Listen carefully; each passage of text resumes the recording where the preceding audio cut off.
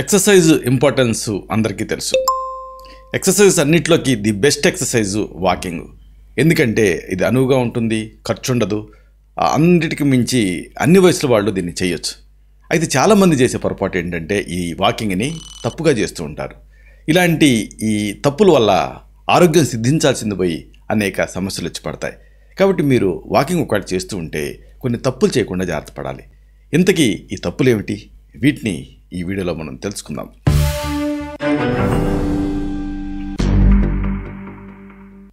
మిత్రులారా నమస్కారం. నేను మీ డాక్టర్ చిరుమామిళ్ళ మురళీ మనోహర్. ఈ వీడియోలో మనం తెలుసుకోబోయేది చాలా ముఖ్యమైనది. వాకింగ్లో కొన్ని మీరు తప్పులు చేసేటువంటి అవకాశం ఉంది. ఆ తప్పులను మీరు కరెక్ట్ చేసుకుంటే వాకింగ్ తాలూకు పూర్తి ఆ ప్రయోజనాన్ని మీరు పొందొచ్చు. లేకపోతే అనేక సమస్యలు వచ్చి పడతాయి.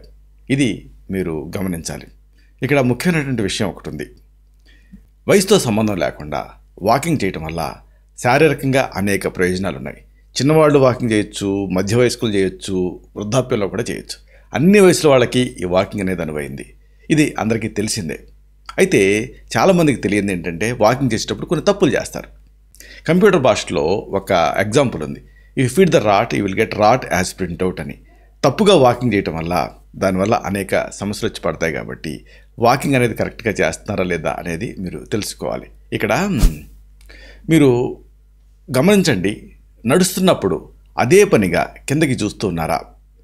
అలా చూడకూడదు. చూస్తే మెడవాపు, అలాగే మెడ నొప్పి ఇలాంటివి వచ్చేటువంటి రిస్క్ ఉంటుంది. అలాగే కళ్ళు కూడా స్ట్రెయిన్కి అంటే ఒత్తిడికి గురవుతూ ఉంటాయి. కాబట్టి వీలైనంత వరకు తలని నిటారుగా పెట్టి నడవడానికి ట్రై చేయండి. కొంతమంది సెల్ ఫోన్ చూసుకుంటూ నడుస్తూ ఉంటారు. అది ఎంత మాత్రం మంచిది కాదు. అలాగే కొంతమంది ఆ కిందకి చూస్తూ నడుస్తూ ఉంటారు. ఏదన్నా రాళ్ళు ఉన్నాయా లేకపోతే ఇతరత్ర ఏమైనా ఉన్నాయా అని. ఇది కూడా దీనివల్ల ఏం జరుగుతుందంటే మెడ నొప్పి వచ్చే అవకాశం ఉంటుంది. కాబట్టి వాకింగ్ షూస్ వేసుకొని ప్లేన్ రోడ్స్ మీద నడిస్తే ఇలాంటి రిస్క్ ఉండదు. అలాగే ఇంకొక ముఖ్యమైన విషయం, కొంతమంది త్రూఅవుట్ ది మంత్ వాకింగ్ చేయాలేమో అనుకుంటూ ఉంటారు. కానీ అలా చేయాల్సిన అవసరం లేదు. అంటే వారం మొత్తం కూడా అదే పనిగా నడవాల్సినటువంటి అవసరం లేదు. వారాంతాలలో ఉదాహరణకు సండే రెస్ట్ తీసుకోవచ్చు, రెస్ట్ డే, లేదా సాటర్డే సండే రెస్ట్ తీసుకోవచ్చు. ఇలాగా సెలవు తీసుకోవటం వల్ల ఏం జరుగుతుంది అంటే ఆ సోర్ మజిల్స్ రిపేర్ అవుతాయి, కండరాలకు తగినంత విశ్రాంతి దొరుకుతుంది. దీంతో అవి తిరిగి బలాన్ని పుంజుకుంటాయి. ఆ తర్వాత మళ్ళీ వాకింగ్ చేయడానికి సమాయత్తం అవుతాయి. అలాగే ఇంకొక ముఖ్యమైన విషయం ఆహార విషయం. అంటే పౌష్టికాహార లోపం ఉంటే ఇతరత్ర ఏ వ్యాయామాలైనా సరే వాటిని కంటిన్యూ చేయడానికి శక్తి సరిపోదు. కాబట్టి శరీరం ఇలాగా పౌష్టికాహార లోపంతో, ప్రోటీన్, ఎనర్జీ, మాల్ న్యూట్రిషన్ లాంటి వాటితో ఉన్నప్పుడు మీరు ఇలాంటి వాకింగ్ చేశారనుకోండి, శరీరం త్వరగా అలసిపోతుంది.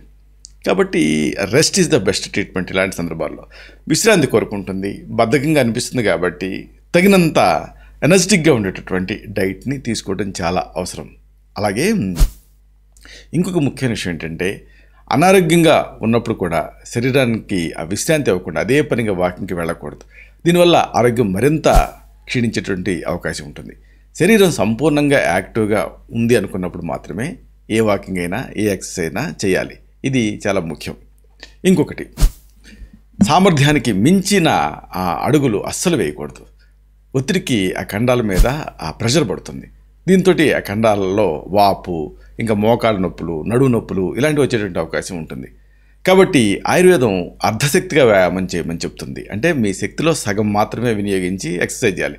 అంతేగాని ఈరోజు ఖాళీగా ఉంది కదా, ఈరోజు సెలవు వచ్చింది కదా, పూర్తిగా నడిచేద్దాం, పూర్తిగా వాకింగ్ చేసేద్దాం అనుకోకూడదు. మీ ఆ సామర్థ్యం ఎంతో గమనించి దానికి అనుగుణంగా చేయాలి. ఆయుర్వేదం దీనికి ఒక ఉపాయం చెప్తుంది. మీ నుదుటి మీద చెమట పడితే అది మీ సామర్థ్యంలో సగం వినియోగించినట్టు లెక్క. అలాగే మీరు ఎక్సర్సైజ్ తర్వాత మాట్లాడుతున్నప్పుడు ఆయాసం రాకపోతే అప్పుడు మీరు లిమిటెడ్గా అంటే మీ సామర్థ్యానికి లోబడే ఎక్సర్సైజ్ చేస్తున్నట్టు అర్థం. అలాగే ఇంకొకటి, నడుస్తున్నప్పుడు చేతుల్ని ఫ్రీగా వదిలేయండి. అంటే భుజాలు తేలిగ్గా ఉన్నప్పుడే శరీరం మొత్తం బ్యాలెన్స్ అవుతుంది. ఎంత దూరం నడిచినా కానీ తేలిగ్గా ఉంటుంది. కాబట్టి బిగబట్టి ఎప్పుడు నడవకండి. అందుకంటే ఇంకొక ముఖ్యమైనటువంటి విషయం ఉంది. ఇదేమిటంటే లేచిన వెంటనే నేరుగా ఈ నడకని స్టార్ట్ చేయకండి. ఎప్పుడైనా సరే వామప్ అనేది అవసరం. ఈ వామప్ అనేది చేస్తే కండరాల్ని మీరు స్టిమ్యులేట్ చేయొచ్చు. వామప్ వల్ల అవి ఉత్తేజపడతాయి. లేకపోతే ఏమవుతుందంటే కోల్డ్ మజిల్స్ మీద మీరు వాకింగ్కి వెళ్తే లెగమెంటల్ టియర్, టెండినైటిస్ లాంటివి వచ్చే అవకాశం ఉంటుంది. కాబట్టి వార్మప్ చేసి అప్పుడు ఉదయాన్నే కాస్త స్ట్రెచ్చింగ్ చేసి ఆ తర్వాత మీరు వాకింగ్కి వెళ్ళొచ్చు. ఇలాగా ఈ వాకింగ్లో ఈ తప్పుల్ని మీరు అస్సలు చేయకూడదు.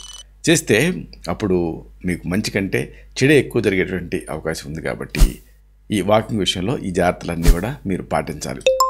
ఇలాంటి మరిన్ని ఇన్ఫర్మేటివ్ వీడియోస్ కోసం ఈ ఛానల్ని సబ్స్క్రైబ్ చేసుకోండి.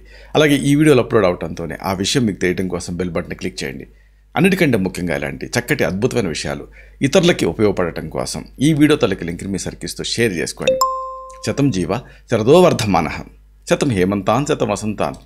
100 శరత్తులు, 100 హేమంతాలు, 100 వసంతాలు వర్ధిల్లుతూ జీవించండి. Stay healthy, stay happy, be positive, keep smiling, stay safe. Love you all. శుభం.